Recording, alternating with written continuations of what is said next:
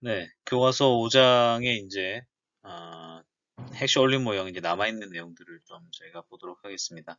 리카르도 모형하고 이제 특수 생산 모형, 생산 요소 모형의 어떤 확장판이라고도 이제 저희가 볼 수가 있겠고, 그 모형 간의 비교는 제가 이제 여러 번 말씀드렸기 때문에 이제 더 길게 말씀드리지는 않겠습니다만, 어쨌든 이제 특수 생산 모형이 가지고 있는 어떤 그 생산 요소의 경직성을 갖다가 이제 좀 약간 완화시킨 그런 모형으로서 이제 바라볼 수가 있겠다라는 생각이 들고, 그다음에 이제 또 뭐 리카르도 모형이 가지고 있는 모형 그 생산 요소로서 노동만 쓰는 그런 상황을 갖다 좀 약간 해소했다라고 하는 것이 이번 모형의 어떤 특징이다라고 이제 할 수가 있겠죠. 그래서 이제 그러한 그 핵조 올림 모형을 바탕으로 이제 한번 그 논의를 좀 더 이어나가 보도록 하겠습니다.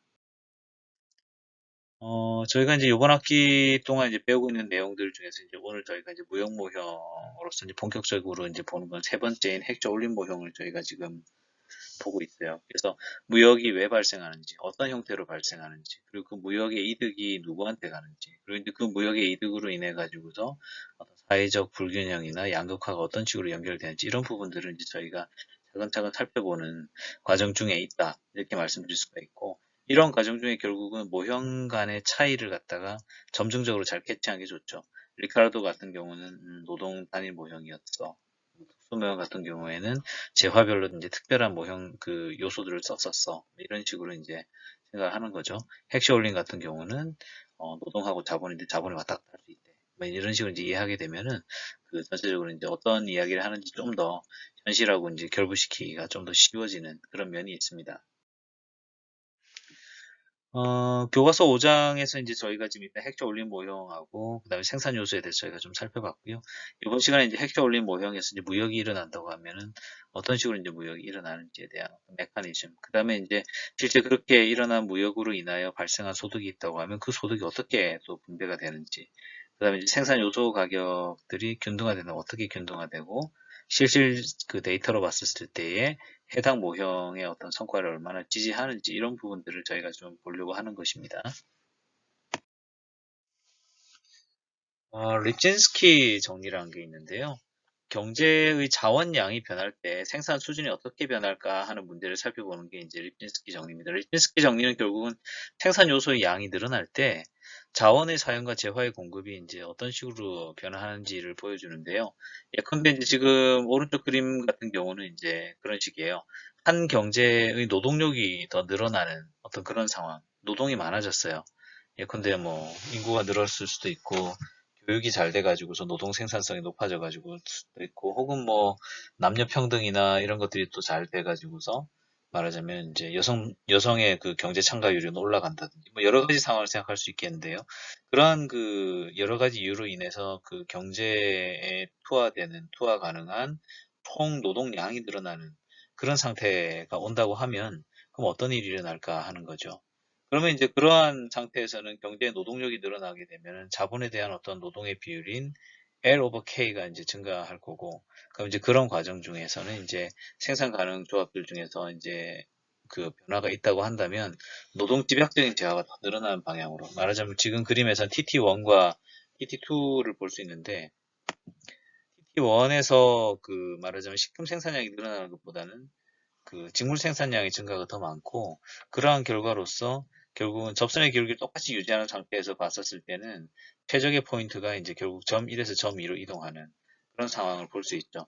결국 식품의 생산은 그 결과 이제 좀 줄어들게 되고, 식품이 이제 자본 투하가 많은 이제 자본 집약적 사업이었는데 지금 노동이 많아지니까 오히려 이제 노동을 더 투하하는 방향으로 생산량 믹스가 이동하는 그런 모습을 볼 수 있어요. 결국 이러한 과정에서 결국은 그 노동만으로 되는 게 아니라 그 자본도 좀 사용을 하기 때문에 이런 모형에서 이제 자본 집약적인 대화로 이제 오히려 좀 생산이 더 집중되는 쪽이 좀 생산이 좀 줄고, 노동 집약적인 제한은 오히려 생산이 늘고 이런 것들을 저희가 이제 좀 볼 수가 있죠. 그래서 결론적으로 말씀드리면 결국 이제 립진스키 정리라고 하는 거는 생산 요소의 양이 어느 쪽으로 증가하게 되면 뭐 노동일 수도 있고 자본일 수도 있는데 생산물 가격이 그대로 유지된다고 하면 결국은 재화의 공급량은 결국은 해당 생산 요소를 집약적으로 사용하는 쪽. 예를 들어 인구가 늘어난다 그러면 노동이 늘어날 쪽이고, 자본이 늘어난다 그러면 자본이 늘어나는 쪽으로 산업이 말하자면은 그 최대 아웃풋을 나타내는 그 PPF 보니까 좀 모양이 달라질 거다.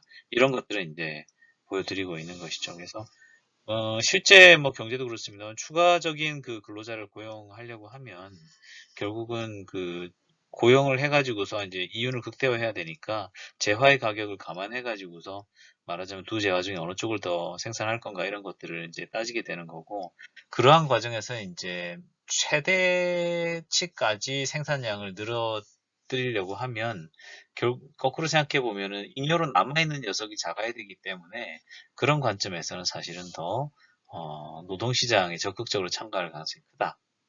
그리고 이제 그러한 것이 이제 결국은 어떤 생산 믹스의 차이로서 나타난다. 이렇게 말씀드릴 수가 있겠습니다. 지금 이제 그 보시는 건 이제 이런 부분인데요. 결국 이제 자본에 대한 노동의 비율이 높다. 말하는 노동의 비율이 높은 경제는 기본적으로는 노동 집약 산업에 대해서 엣지가 있는 그런 경제라는 걸 알 수가 있습니다.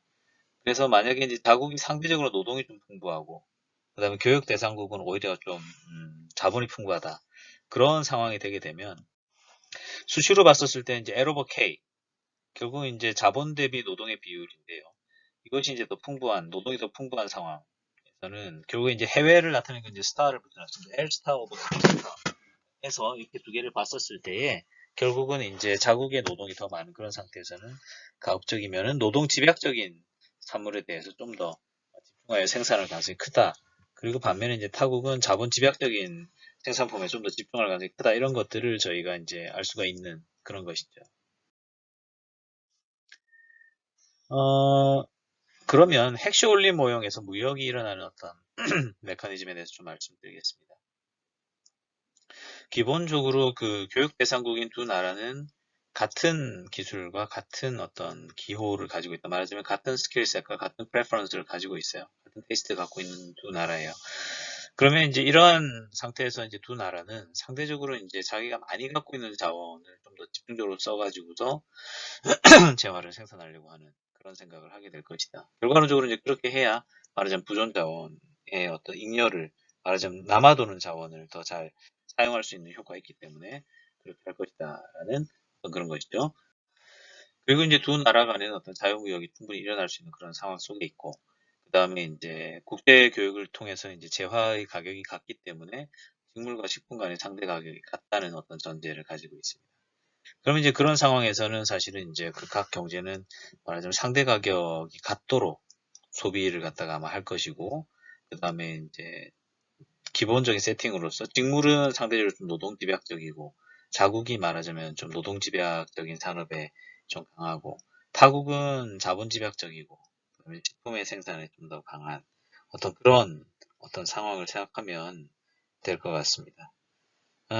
그러면은 이제 이러한 상태에서 논의를 조금 더 진행시켜 보겠습니다. 리카르도 모형 같이 이제 기본적으로 핵자 올린 모형이 갖고 있는 어떤 그 예측은 무역을 통해서 상대 가격이 수렴할 걸로 보는 것입니다. 예컨대 이제 오른쪽 그림을 보게 되면은 결국은 이제 직물의 상대 가격이 움직임에 따라 가지고서 결국은 포인트 1에서 이제 출발했던 어떤 그 직물의 상대 가격이 결국 무역의 효과로 인해 가지고서 포인트 2, 포인트 3 이러면서 결국은 상대 가격이 결국은 양국 간의 상대 가격이 수렴할 걸로 이렇게 보는 것인데요. 무역으로 인해서 결국 노동 집약적인 재화인 직물의 상대 가격이 이제 노동이 풍부한 우리나라에서는 좀 더 오를 거고, 그런 과정 때문에 노동이 상대적으로 희소한 외국에서 오히려 내려가는 그런 과정을 거칠 거라는 거죠. 이런 것은 어떻게 보면 리카르도 모형이 그 얘기하는 바와 똑같은 그런 상태가 될 겁니다. 그러면 이 상태에서 뭐가 되냐 그러면 상대 가격에 변화가 생길 건데, 직물 가격이 말하자면 이제 우리나라에서 이제 결국 노동 집약적인 어떤 직물의 상대 가격이 상승하게 될 거예요. 자국만 소비하지 않고 좀 더 비싸게 직물을 생산하고 있는 타국과 교육을 하기 때문에. 그러면 이제 그것 때문에 자국에서는 직물의 상대적 생산량이 좀 더 늘어날 거고, 그 다음에 이제 그러한 그 상대적인 생산량이 늘어나면서 우리나라 자국 내에서는 직물의 상대적 소비는 좀 떨어지는 그런 상황이 올 겁니다. 그 결과 이제 자국은 직물을 수출하고 대신 이제 직물을 많이 생산하는 대신에 식품을 덜 생산하니까 식품을 수입하는, 그리고 이제 외국은 정반대의 이제 어떤 행태를 보이는 어떤 그러한 모습을 보이면서 결국은 전체적으로는 상대적인 어떤 공급 곡선에 변화가 있을 수 있는 그런 상황을 생각하면은 되겠죠. 그래서 지금 이제 오른쪽 그림에서 이제 저희가 알 수가 있는 부분이 결국은 이제 포인트 1에서 봤었을 때의 직물 비율하고 식품 가격의 비율이 결국 1에서 2와 3을 거쳐가면서 오히려 더 높은 가격을 받을 수 있는 그런 방향으로 이제 직물 가격이 올라가는 그런 모습들을 저희가 좀 볼 수가 있었죠. 이런 것들이 이제 어떻게 보면은 그 국제 재화 가격이 말하자면 양국 간에 좀 더 수렴하는 그런 모습을 이제 보여주는 겁니다. 핵심 올린 정리라고 하는 것이 있습니다. 결국은 이제 한 생산 요소가 풍부한 국가는 그 생산 요소를 많이 쓰는 어떤 재화를 갖다가 이제 생산하는 성향, 그리고 이제 그 재화를 수출하는 성향이 있다라고 하는 것이고, 결국은 이제 그 나라의 어떤 그 교역에 있어 가지고서 주로 이제 교역 수출하게 되는 재화라고 하는 거는 결국 그 나라가 많이 자원을 가지고 있는 그런 자원에 의존하여 이제 생산되는 재화에서 좀 집중적으로 생산과 수출이 이루어진다 이런 것들을 이제 보여주는 것이고 역설적으로 이제 보게 된다 그러면 결국은 두 나라의 어떤 교역의 내용은 결국 상호 가지고 다르게 가지고 있는 부존 자원에 의해서 어떤 무역의 내용이 결정된다 이런 것들을 이제 이야기하고 있는 이제 그런 상황이죠. 그래서 지금 보시는 사진은 이제 왼쪽에 엘리 헥처, 가운데 이제 올린, 그리고 이제 오른쪽에 이제 폴 사무엘슨입니다. 그 사무엘슨 스톨만 정리 이제 사무엘슨이 나왔죠. 그래서 이제 지금 보시는 것처럼 이제 결국은 그 리카르도가 이야기하는 건 노동 생산성 차이 때문에 이제 결국 비교 우위가 생기고 무역을 한다 이렇게 얘기했던 반면에 헥셔 올린 같은 경우는 보유 자원이 다르다 보니까는 이제 무역을 하게 된다 이런 얘기를 이제 했던 그런 상황입니다. 직물 가격의 상승이라고 하는 것이 결국은 노동 집약적인 산업을 지닌 나라의 생산을 높였었고요. 해당 노동자의 구매력은 높였어요. 반대로 생각해 보면 우리 교역 상대방의 나라에서는 노동 집약적인 산업에 일하고 있던 사람은 잡을 잃었을 가능성이 크겠죠. 그래서 이제 상대 가격이 변화하게 되면 노동과 자본이 얻어가는 말하자면 그 인컴에 이제 영향을 좀 줄 거예요. 왜냐하면 그 국제 가격도 움직이고 그 국제 가격의 변동과 함께 말하자면 그 수출량, 총 산출량의 어떤 변동이 일어나기 때문에 이제 그러한 것이거든요. 그래서 국제 무역이 결국은 그러한 효과들 때문에 장기적으로도 소득 분배에 영향을 준다라고 하는 것이 이제 핵적 올림 모형 이제 이야기를 하는 것입니다. 그래서 이것을 가만히 한번 생각해 보면은 결국 이제 리카르도 모형에서는 사실 산업 간에 사람들이 왔다 갔다 하면서 이제 노동 소유자들은 그다지 그 차이가 없었잖아요. 근데 이제 지금 이런 류의 이제 핵심 올림 모형을 보게 되면 무역을 할 때 이제 결국은 어떤 나라가 좀 부존 자원이 많은 쪽으로 특화를 하다 보니까 해당 요소를 좀 가지고 있는 사람들 혜택을 보는데 그렇지 못한 나라들 같은 경우에 좀 손해를 볼 수 있다는 거죠. 그래서 예컨대 이제 노동 집약적인 나라에서 자본을 보유하고 있는 사람이나 자본 집약적인 산업에 강점 있는 나라에서 노동으로 먹고 살아야 되는 사람들이거나 이런 사람들 같은 경우에는 결국은 이제 손해를 볼 수밖에 없는 이제 그런 상황이라는 것이죠. 그래서 해당 집약적으로 사용되는 생산 요소들 같은 경우는 결국은 수출 산업에서는 자기가 이제 잘 활용돼서 좋은데 수입 산업에서 이제 집약적으로 사용된 요소들 같은 경우 오히려 좀 무역이 자기들한테는 좀 더 불리하게 작용하는 이제 그런 상황인 것을 알 수 있습니다. 그래서 이러한 국, 나라 간 교육의 패턴 변화 때문에 뭔가 소외되는 영역, 소외되는 자원을 가진 사람들이 분명히 생기게 되어 있는 거거든요.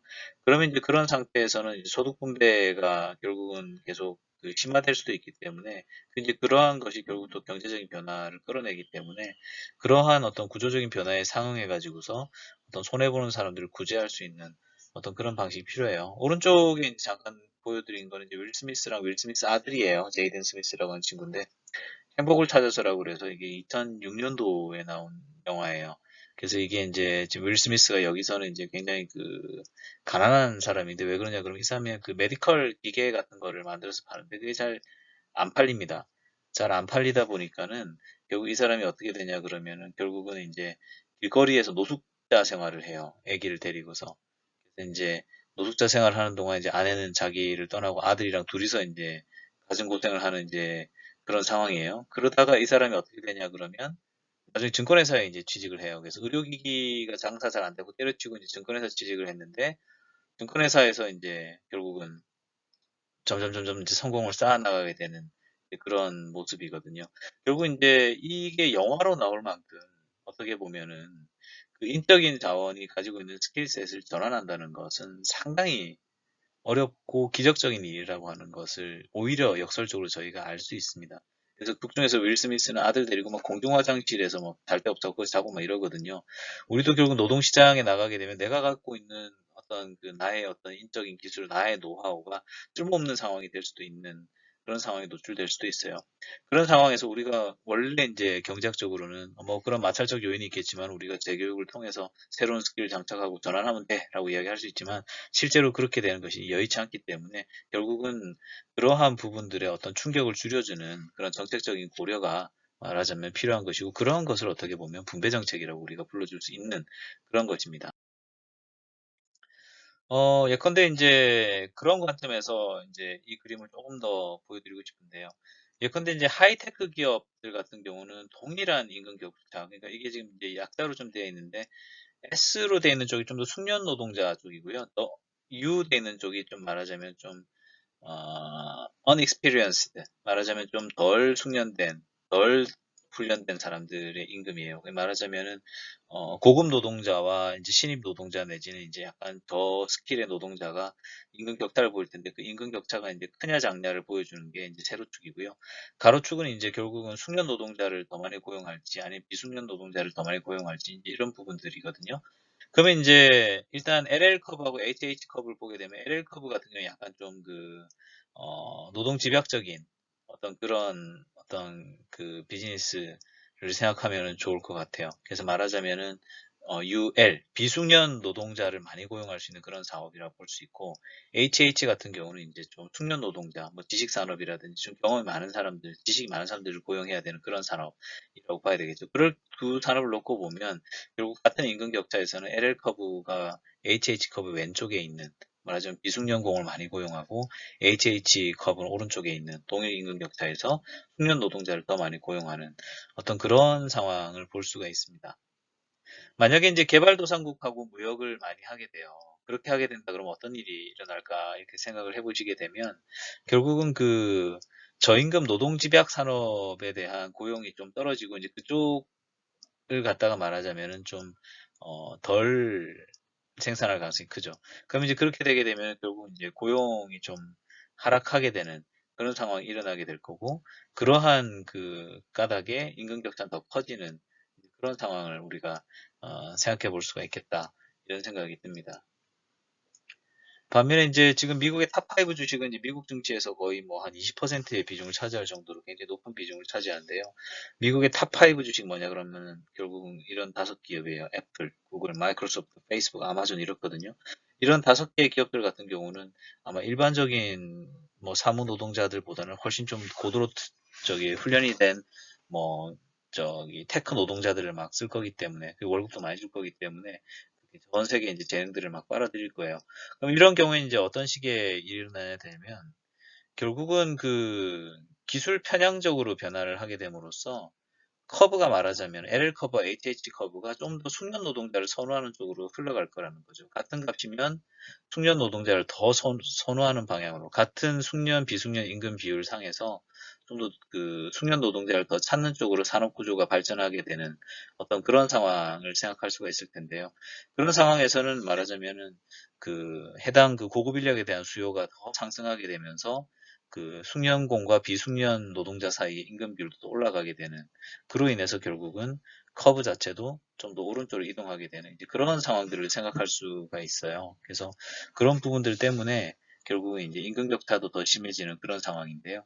이것이 이제 최근 반세기의 미국의 변화를 바탕으로 실제 나타난 데이터를 바탕으로 분석할 때 좀 더 현실에 부합하는 그림이다. 결국은 이제 노동시장의 양극화라고 하는 거는 이러한 그 메커니즘을 통해서 결국은 산업 전반에 걸쳐서 어, 숙련 노동자를 더 선호하는 말하자면은 그 오른쪽으로 커브가 이동하게 되는 그러한 상황에 이제 노출이 되어 있고 그러한 상황 속에서 말하자면 숙련 노동자와 비숙련 노동자의 임금 비율 격차는 더 커지는 그런 흐름 속에 이제 들어와 있다라는 걸 알 수 있죠. 어떻게 보면 우리 학생들이 좀 더 열심히 공부하고 더 좋은 그 스킬을 쌓고 더 좋은 지식과 경험을 쌓아서 말하자면 숙련된 어, 그 근로자로서 더 많은 임금을 받아야 되는 그런 어떤 이유를 보여주는 게 이제 이러한 그 기술 편향적인 변화의 효과라고 할 수 있겠습니다. 그리고 이제 리카르도 모형하고 조금 약간 다른 모형으로서 이제 예측할 수 있는데 스톨프 사무엘슨 효과처럼 재화 가격이 이제 생산 요소 가격으로 이제 같이 움직이게 되니까 무역을 함으로써 이제 재화 가격이 수렴하면 생산 요소 가격도 수렴할 것으로 이렇게 추측을 할 수 있는데 사실 생각처럼 꼭 그렇지는 않다라고 하는 데이터를 이제 보여드리고 있습니다. 예컨대 오른쪽 그림을 보게 되면 이제 생산 요소로서 이제 노동의 가격인 임금을 보게 되면 미국을 100으로 했었을 때 독일은 133, 일본은 101까지 보이는데 한국, 브라질, 멕시코 같은 경우는 50이나 뭐 50 그 이하의 격차를 보이고 있어요. 그래서 자유무역을 통해서 이제 생산물의 그 상대 가격이 균등해지면은 그것 때문에 노동 집약적인 쪽, 그다음에 뭐 자본 집약적인 쪽으로 이제 특화가 일어나면서 결국은 생산 요소 간의 가격이 연결돼 갖고 서로 이제 균등해져야 될 것 같은데 그렇지는 않은 것 같다는 거죠. 실제 데이터 그렇게 나타나는 이유는 뭐 때문일까 생각해 보면 결국 이제 기술의 차이가 있기 때문에 그렇다라는 의견도 있을 수 있고 그다음에 이제 실제 기술의 차이뿐만 아니라 생산 요소의 어떤 비율 때문에 생산되는 재화의 어떤 구성도 좀 다를 수밖에 없다. 뭐 이런 의견도 있을 수 있습니다. 그래서 결국은 그 핵시 올린 모형이 예측하는 것이 말하자면 좀 장기적인 예측이기 때문에 실제 이제 무역 자유화 이후에 이 생산 요소가 충분히 재편되게 되면은 그 말하자면 이 격차가 줄어들 텐데 그러한 충분한 시간이 주어지지 않았기 때문에 그렇다라는 식의 의견도 있을 수는 있을 것 같아요. 그래서 실제 이제 핵심 올린 모형이 예측하는 거는 생산 요소 가격이 균등화된다고 한다면 균등화될 때까지 말하자면 재화를 계속 그 수출을 해가지고서 이렇게 균등해지는 세상을 향해서 가야 될 것 같은데 실제 그 데이터를 보게 되면은 핵심 올린 모형이 이야기한 것보다는 교역량도 훨씬 적단 말이죠. 그래서 이제 그러한 그 격차의 이유는 뭘까 생각해 보면 나라들끼리 똑같은 기술 수준을 가정하고 있는데 사실 그게 그렇지 않을 거다.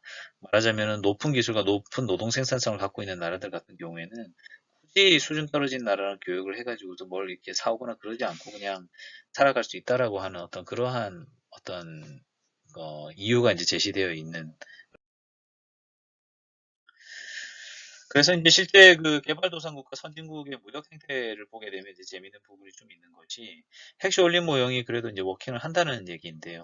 결국 이제 개발도상국들이 미국이랑 이제 교역하는 내용을 보면 결국은 이제 그 기술 집약도가 낮은 약간 노동 집약적으로 하는 상품의 비중이 높더라. 방글라데시, 캄보디아, IT 이런 쪽이 다 보면 결국 그러한 뭐 의류라든지 이런 쪽으로 다 집중되어 있을 거다라는 것이고 반면에 이제 선진국에 해당하는 프랑스, 독일, 영국 같은 경우는 말하자면은 좀 기술 집약도가 높은, 말하자면 좀 하이테크에 해당하는, 어, 그 재화들을 미국에 수출해 오더라. 결국 이러한 행태를 볼 때 핵시 올림 모형이 이제 주장하는 어떤 무역의 방향이라고 하는 것은 사실 제대로 지적된 것이다. 라고 하는 의견도 나올 수가 있는 것이죠. 그래서 이제 저희가 직전에 봤던 슬라이드에서 이제 개도국과 선진국 사이 이런 차이를 봤지만 긴 타임 프레임 하에서 봤었을 때 특히 이제 빠르게 성장하고 있는 중국과 같은 나라를 통하게 보게 되면은 시간이 지나면서 말하자면은 미국에 대한 혹은 뭐 전 세계에 대한 수출 유형이 변한다는 겁니다. 지금 오른쪽 그림을 보게 되면은 그 80년대 같은 경우에는 굉장히 그 하늘 저기 연두색 바가 높잖아요. 무슨 말이냐 그러면은 결국은 좀 노동 집약적인 약간 좀 그런 상품들의 수출 비중이 높다가 시간이 가면 갈수록 이 연두색 비중은 떨어지고 보라색 비중, 즉 그 약간 테크놀로지가 들어가는 고급 수출품의 어떤 그 비중이 점점 상승하는 그런 모습들을 볼 수가 있는 것입니다. 그래서 초창기 수출은 좀 약간 기술 집약성이 떨어지는 노동 집약적인 산업이다가 최근에는 이제 점점 더 이제 첨단 기술이 들어가는 그런 그 물품들을 수출하기 시작했다라고 하는 것이 이제 이쪽 데이터를 통해서 이제 나타나는 어떤 그런 바죠. 이런 것들도 결국은 부존 자원에 따라 가지고서 교육의 내용이 정해지는 핵조 올림 모형의 어떤 임플리케이션을 보여주는 그리고 이제 긴 시기에 따라서는 부존 자원의 내용도 변화하고 그 변화에 따라서 교육의 내용이 달라질 수 있다고 하는 그런 내용들을 이제 보여주는 것이 되겠습니다.